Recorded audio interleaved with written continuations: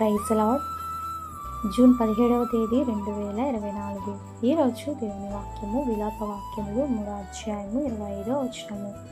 తన్ను ఆశ్రయించిన వారి ఎడల ఆయన దయచూపువాడు, తన్ను వెదుకు వారి ఎడల ఆయన దయచూపువాడు. అవును క్రీస్తునందు ప్రియమైన వారులారా, దేవుని ఆశ్రయించిన వారికి ఏ మేలు కొదువై ఉండదు. తన్ను వెదుకు వారికి నిత్యముగా మనకు వారికిని ఆయన దొరుకును అని వాక్యం సెలవిస్తుంది. మన దేవుడు అత్యంత దయా కనికరం గలవాడు.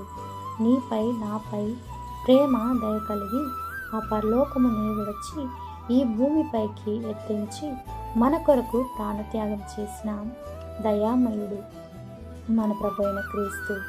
ఈ వాక్యం వింటున్నటువంటి నీవు లోకాన్ని ఆశ్రయించి, లోకులను ఆశ్రయించి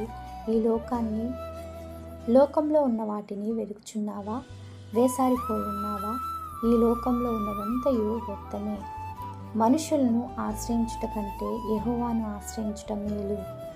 ఈ వాక్యం వింటున్నటువంటి నీవు దేవుణ్ణి ఆశ్రయించి ఆయన వెతికినెడల ఆయన్ను కనుగొనెదవు, అనగా జీవమును కనుగొనెదవు.